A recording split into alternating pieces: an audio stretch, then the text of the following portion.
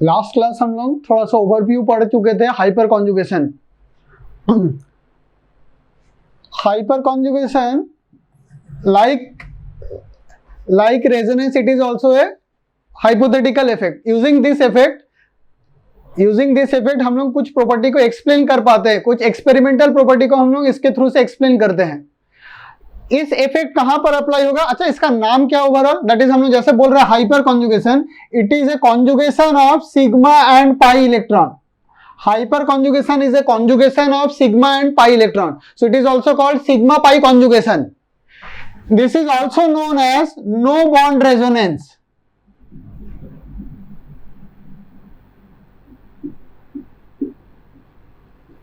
And this is also known as Nathan and Bracken effect.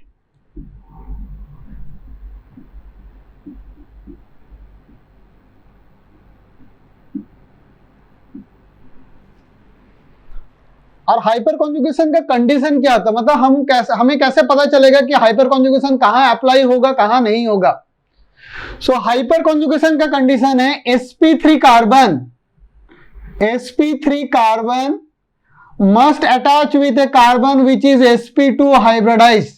sp3 carbon sp2 carbon के साथ attach होना चाहिए और इस sp3 कार्बन में एटलीस्ट एक हाइड्रोजन डायरेक्टली अटैच होना चाहिए, मिनिमम एक हाइड्रोजन.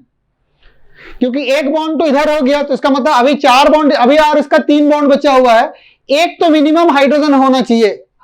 2 और जो बचा हुआ वो 2 हाइड्रोजन हो भी सकता है, नहीं भी हो सकता है, मगर एटलीस्ट एक हाइड्रोजन sp3 कार्बन में डायरेक्टली अटैच होना चाहिए. और ये कार्बन क्या होना चाहिए? sp2. sp2 का मतलब this could be either double bond, मतलब एल्कीन सिस्टम में होना चाहिए, क्योंकि एल्कीन डबल बॉन्ड होगा तो वो sp2 में पहुंच जाएगा. और इट कुड बी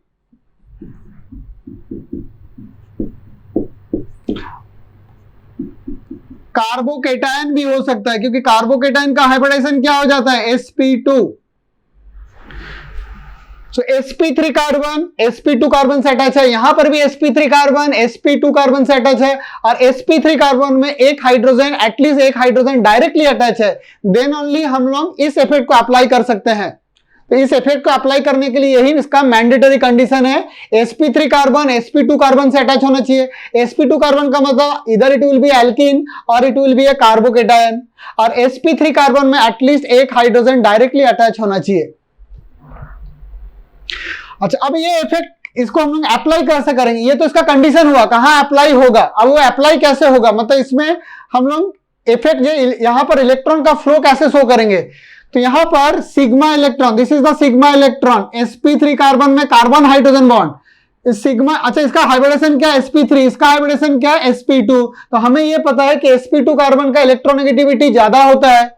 क्यों ज्यादा होता है? क्योंकि इसमें s कैरेक्टर ज्यादा है. s कैरेक्टर है अप्रोक्सीमेटली 33.3%, इसका s कैरेक्टर है 25%. जितना ज्यादा s कैरेक्टर होगा उसका इलेक्ट्रोनेगेटिविटी उतना ज्यादा होगा. इलेक्ट्रोनेगेटिविटी ज्यादा होगा तो उसका इलेक्ट्रॉन खींचने का टेंडेंसी ज्यादा होगा. तो जब ये इलेक्ट्रॉन इसके तरफ से खींच रहा होगा तो ये कार्बन हाइड्रोजन बॉन्ड यहां से ब्रेक हो जाता है. ब्रेक हो रहा है जब, तो ये सिग्मा इलेक्ट्रॉन यहां शिफ्ट हो रहा होगा. जब यहां शिफ्ट हो रहा होगा तो यहां तो ऑलरेडी एक बॉन्ड बना हुआ है, उसका मतलब यहां पाई बॉन्ड बनेगा. तो जब यह पाई बॉन्ड बनेगा तो इस कार्बन में क्या है? ऑलरेडी 4 बॉन्ड सेटिस्फाई हो चुका है ऑलरेडी, 1 2 3 4. तो यहां जब पाई बॉन्ड बनेगा तो इसका तो 5 बॉन्ड तो नहीं हो सकता है. तो जब यहां से इलेक्ट्रॉन यहां शिफ्ट होगा ड्यूरिंग हाइपर कॉन्जुगेशन, ये जो पाई इलेक्ट्रॉन है ये शिफ्ट हो जाएगा. उसका मतलब यहां क्या चल रहा है? यहां एक रेजोनेंस जैसा इफेक्ट चल रहा है. तो यहां जब इसका हाइपर कॉन्जुगेशन का स्ट्रक्चर हम ड्रॉ करेंगे तो इसका स्ट्रक्चर होगा कैसे? देखो, मतलब कार्बन और हाइड्रोजन का जो सिग्मा इलेक्ट्रॉन है उसको शिफ्ट कराना है, एंड इसका जो पाई इलेक्ट्रॉन है sp2 उसको फिर शिफ्ट करा देना है. तो यहां पर कार्बन के साथ 2 हाइड्रोजन एज इट इज, इसमें कोई चेंजेस होगा नहीं. अभी यहां से इलेक्ट्रॉन सिग्मा इलेक्ट्रॉन यहां गया, तो यहां पर व्हाट अबाउट दिस H? तो यहां पर H प्लस के फॉर्म में रहेगा. यहां पर एक double bond and then it will become a single bond and negative charge. So it is like a resonance. जैसे दिख रहा है कि यहां इलेक्ट्रॉन गया, ये इलेक्ट्रॉन चला गया, that means it is a complete delocalization. But यहां पर देखो, यहां पर कोई बॉन्ड भी नहीं है. So it is like a resonance without bond. That's why it is called no bond resonance. Bond भी नहीं है और रेजोनेंस भी हो रहा है. So due to hyperconjugation, जो यहां पर हमें सिंगल बॉन्ड दिख रहा था, यहां पर एक डबल बॉन्ड कैरेक्टर जनरेट हो रहा है, और जो हमें यहां डबल बॉन्ड दिख रहा था वहां पर एक सिंगल बॉन्ड कैरेक्टर भी जनरेट हो रहा है. उसका मतलब इसका एक्चुअली जो बॉन्ड लेंथ होना चाहिए था, क्योंकि सिंगल बॉन्ड दिख रहा है तो बॉन्ड लेंथ जो होना चाहिए था, एक्सपेरिमेंट के बाद पाया कि बॉन्ड लेंथ एक्चुअली उससे काफी कम हो गया. क्यों काफी बॉन्ड लेंथ कम हो गया? क्योंकि ये तो सिंगल बॉन्ड नहीं है, इसमें थोड़ा सा डबल बॉन्ड कैरेक्टर भी आ चुका है. और यहां पर जो डबल बॉन्ड दिख रहा है वो एक्चुअली डबल बॉन्ड नहीं है, वो डबल बॉन्ड से कम है. मतलब सिंगल बॉन्ड यहां दिख रहा है, मतलब this bond is more than single but less than double. But what about this bond? This bond is more than single but less than double. मतलब इस इफेक्ट से बॉन्ड लेंथ में चेंजेस आ रहा है एंड बॉन्ड ऑर्डर में changes आ रहा है, जो हम लोग यहां से एक्सप्लेन कर पा रहे हैं. But does this effect takes place? No, this effect does not takes place. एक हाइपोथेटिकल हम लोग इफेक्ट, एक हाइपोथेटिकल कॉन्सेप्ट हम लोग ड्रॉ कर रहे हैं, but using this hypothetical concept actual property explain हो पा रहा है. That is the advantage of this hyper conjugation. So like resonance, it is also a hypothetical effect, but using this effect we can explain the actual properties which otherwise could not be explained. तो यहां how many alpha hydrogen? So remember this carbon is called alpha carbon. Alpha carbon किसको बोलेंगे? sp3 carbon को alpha carbon बोलेंगे, which is attached to sp2. sp2 carbon से जो carbon attach है sp3, this carbon is called alpha carbon and it is having 3 hydrogen. So these 3 hydrogens are called 3 number of alpha hydrogen. There are 3 hydrogen here. So these 3 hydrogens are called alpha hydrogen. Alpha carbon के साथ जो hydrogen attach है उसको हम लोग alpha hydrogen बोलते हैं. Hyper conjugation का कंडीशन क्या है? At least 1 alpha hydrogen. सो इसके थ्रू से क्या हो रहा है? इलेक्ट्रॉन का शिफ्टिंग हो रहा है. So how many ways you can shift? अभी जैसे हम लोग यहां से रिप्रेजेंट करा है, रिप्रेजेंट तो हम लोग यहां से भी करा सकते थे, इलेक्ट्रॉन इसको भी तोड़ सकते थे, इसको यहां शिफ्ट कर सकते थे. That means the number of alpha hydrogen gives the number of hyperconjugated structure. So लिख लो, number of hyperconjugation structure is the number of alpha hydrogen. Number of hyperconjugated structure is the number of alpha hydrogen.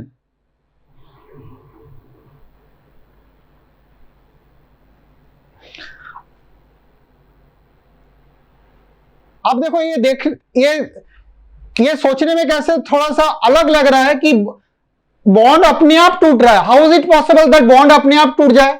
ऐसे कैसे possible है कि sp2 carbon electron खींचेगा तो bond अपने आप टूट जाएगा? मगर फिर से बॉन्ड को तोड़ने के लिए तो कोई एनर्जी चाहिए, तो ये बॉन्ड इसको तोड़ कौन रहा होगा? तो फिर ऐसे समझो, क्योंकि इस हाइपोथेटिकल इफेक्ट से हमारा एक्चुअल प्रॉपर्टी एक्सप्लेन हो रहा है.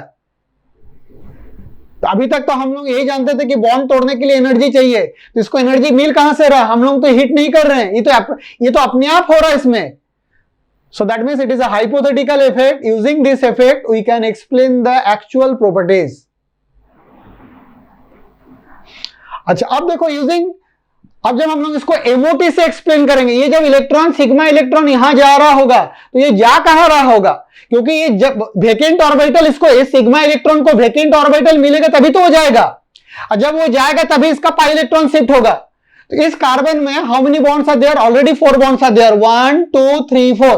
और हमें पता है कार्बन का टेट्रावैलेंसी होता है, तो चारों बॉन्ड ऑलरेडी सेटिस्फाइड है, टेट्रावैलेंसी ऑलरेडी सेटिस्फाइड है. उसका मतलब ये जो सिग्मा इलेक्ट्रॉन है वो जा कह रहा है, ये इसका एंटी बॉन्डिंग में जा रहा है. ये कार्बन में जो एंटी बॉन्डिंग ऑर्बिटल है, which anti bonding?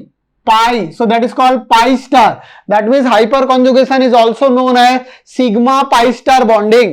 According to MOT, molecular orbital theory, hyperconjugation is nothing but a sigma and pi star bonding. क्योंकि ये sigma इलेक्ट्रॉन जा कहां रहा है? इस कार्बन का pi star में जा रहा है. What is pi star? Pi star is the anti-bonding molecular orbital of this carbon. So hyperconjugation को हम लोग sigma pi star bond भी बोलते हैं. तो इसके थ्रू से तो ये इलेक्ट्रॉन का डीलोकलाइज हुआ. अब इसका हम लोग एक्चुअल इफेक्ट कहां पर आएगा? अब देखो इसका.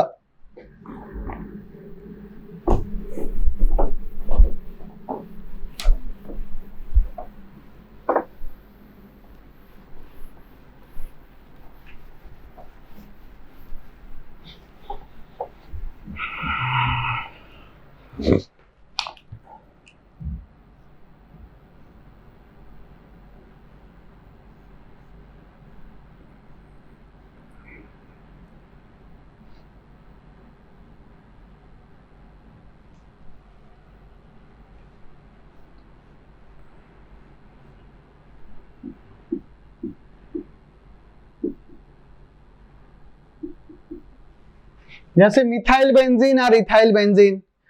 So this is the sp2 carbon benzene, that is sp2 carbon, and this carbon is sp3 carbon. sp3 carbon के साथ कितना हाइड्रोजन है? There are 3 hydrogen. That means there are 3 number of alpha hydrogen. Whereas here there are 2 number of alpha hydrogen. तो यहाँ पर in this case that is methyl benzene or which is also called toluene. अब ये जो sigma electron है ये यहाँ shift हुआ, पाई इलेक्ट्रॉन इसके ऊपर चला गया.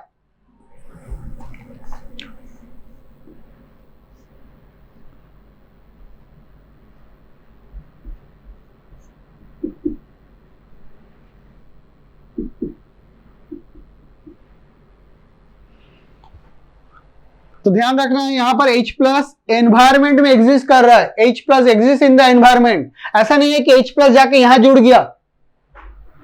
H plus exist in the environment, क्योंकि ये कहते हैं तो हाइपोथेटिकल इफेक्ट है. अब यहां पर नेगेटिव सिंगल डबल फिर से कॉन्जुगेशन में आ गया. अब ये इलेक्ट्रॉन यहां गया, pi electron shift over carbon. तो अब देखो ये हम लोग क्या ड्रॉ कर रहे हैं? हम लोग रेजोनेंस ड्रॉ कर रहे हैं. बट रेजोनेंस तो ड्रॉ कर रहे हैं मगर यहां कोई बॉन्ड भी नहीं है. That's why it is called no bond resonance. Negative charge पहले कहां आया था? ऑर्थो में. फिर कहां आ गया? पैरा में आ गया.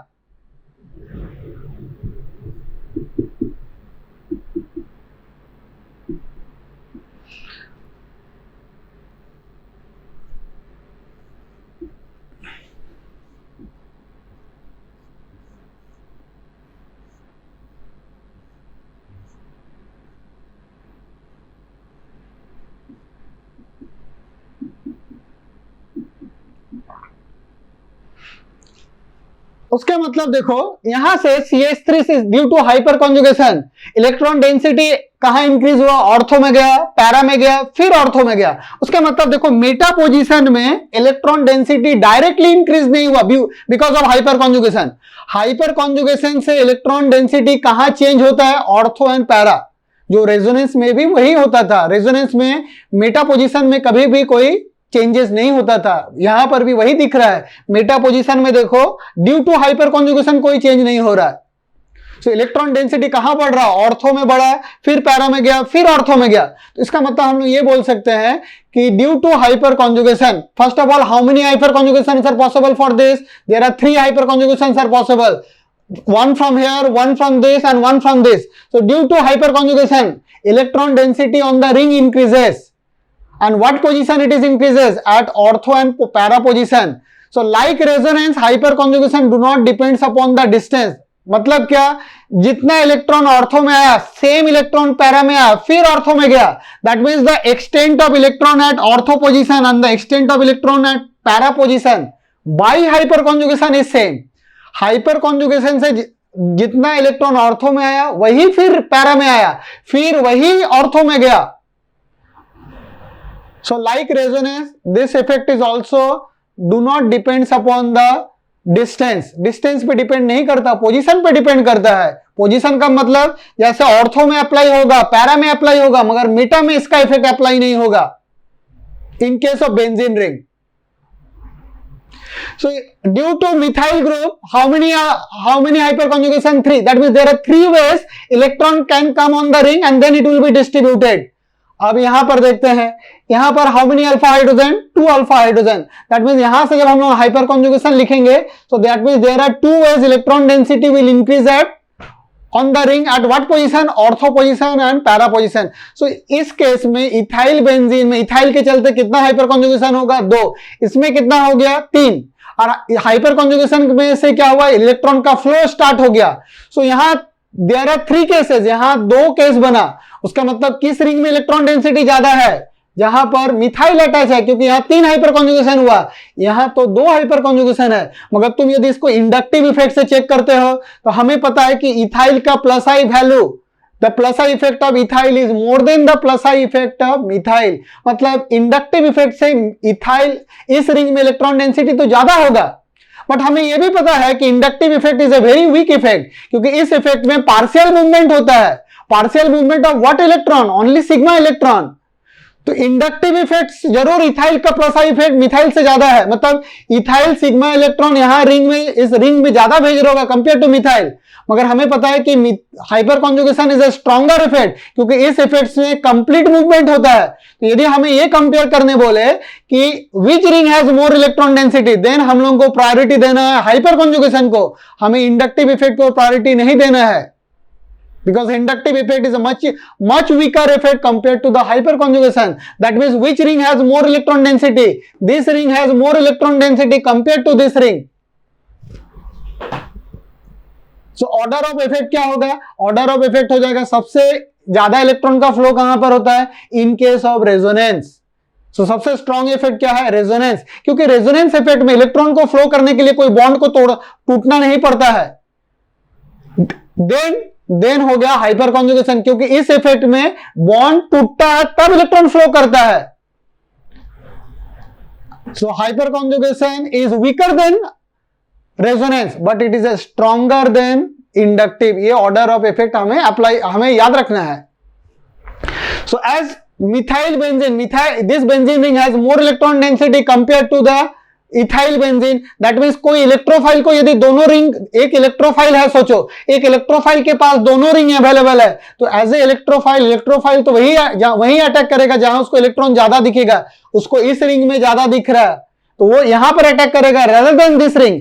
और वो भी अटैक कहां पर करेगा? उसको इलेक्ट्रॉन कहां ज्यादा दिख रहा है? उसको इलेक्ट्रॉन ऑर्थो में और पैरा में दिख रहा है। तो उसका मतलब इलेक्ट्रोफाइल अटैक ऑर्थो में करेगा एंड पैरा में। Can electrophile go to the meta position? No, क्योंकि इलेक्ट्रोफाइल को मेटा पोजिशन में कोई इलेक्ट्रॉन का एक्सेस दिख नहीं रहा है। उसको इलेक्ट्रॉन एक्सेस कहां दिख रहा है? ऑर्थो एंड पैरा में। So that means electrophile will attack on this ring, पहला हो गया फर्स्ट पॉइंट। एंड देन इस रिंग में कहां अटैक होगा? Ortho and para. Is it clear? यहां तक किसी को डाउट है?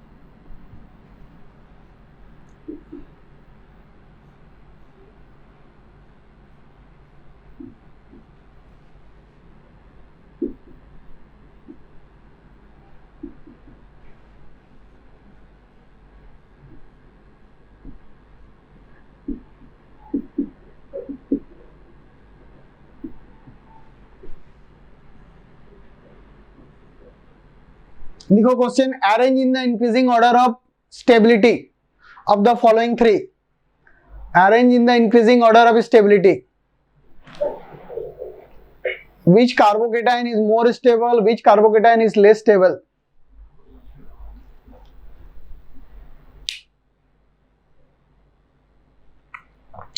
कार्बोकेटाइन स्टेबल बनने का मतलब कार्बोकेटाइन को इलेक्ट्रॉन चाहिए। कार्बोकेटाइन को जितना ज्यादा इलेक्ट्रॉन मिलेगा वो उतना ज्यादा स्टेबल होगा।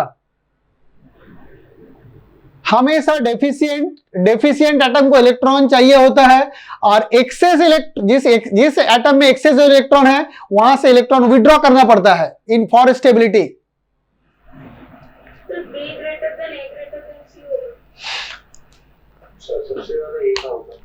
आप देखो CH3 इस कार्बन से CH3 यहां पर है।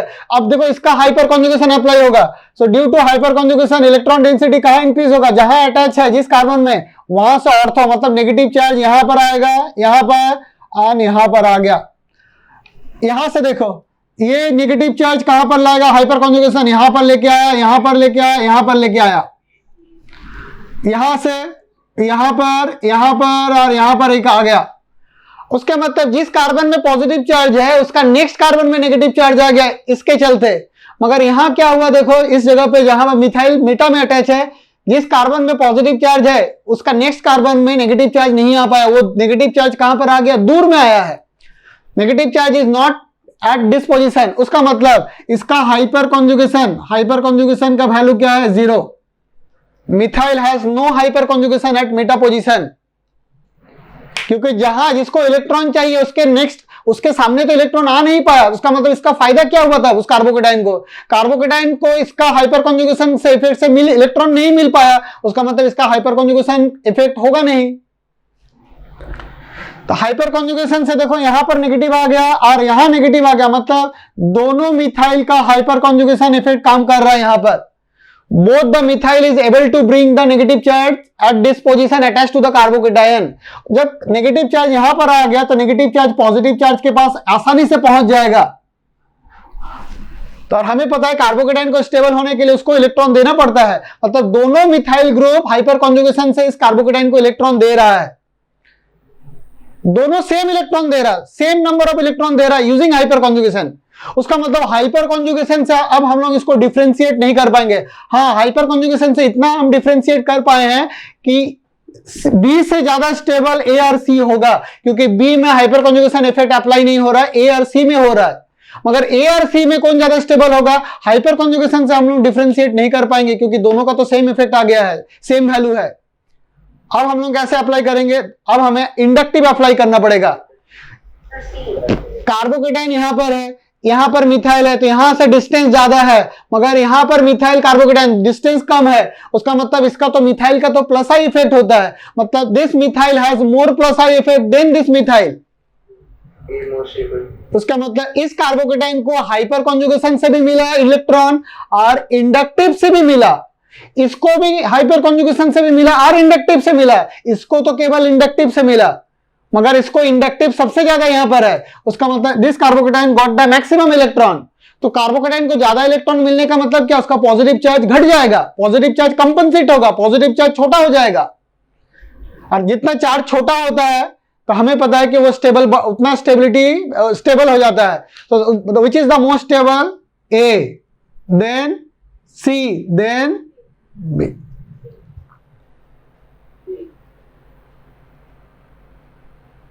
Is it clear?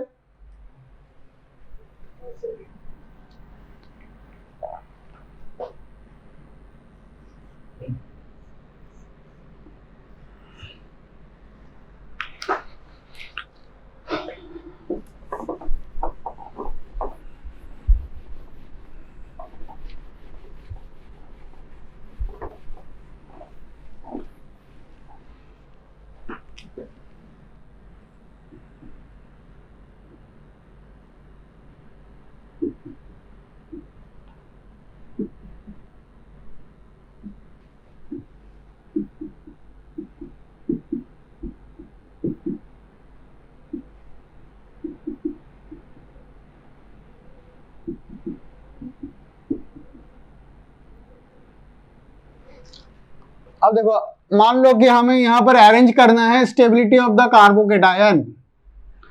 4 कार्बोकेटायन है हमारे पास, हमें इसको अरेंज करना है increasing order of the stability of the carbocation.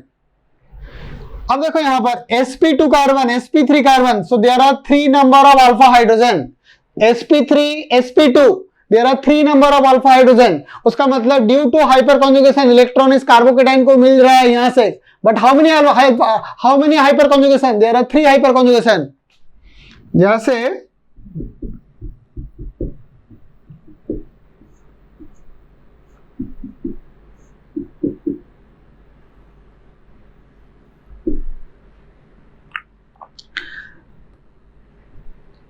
ये इलेक्ट्रॉन यहां चला गया, क्योंकि sp3 sp2 जब इलेक्ट्रॉन यहां गया तो इसका जो पॉजिटिव चार्ज है वो कंपनसेट किया।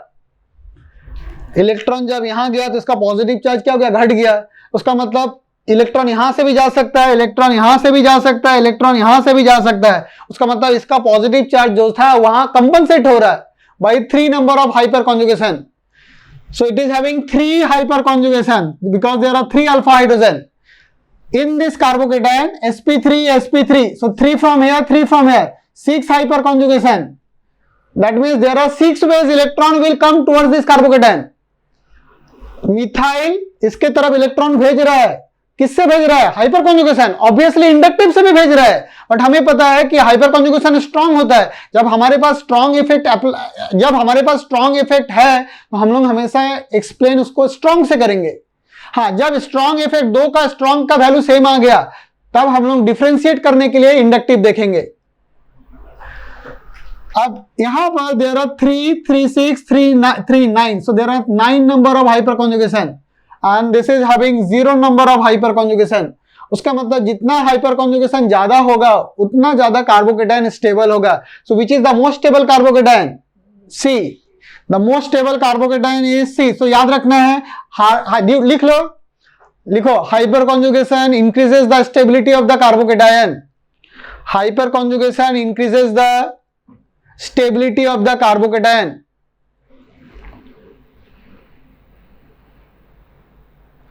More the hyperconjugation, more the stable the carbocation.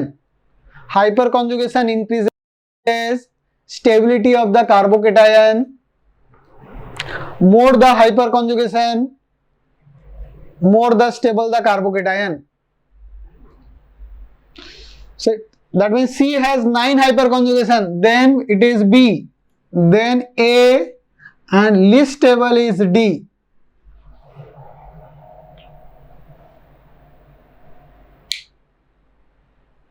अब देखो, ये तो हम डायरेक्ट समझाए, अब इसका इनडायरेक्टली क्वेश्चन कैसे बनेगा देखो।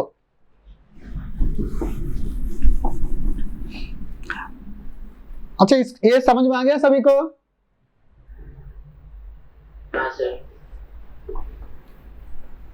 अब देखो इसको क्वेश्चन कैसे फ्रेम करते हैं हम लोग। यहां पर क्लोरीन, सभी के साथ हम लोग क्लोरीन जोड़ देते हैं।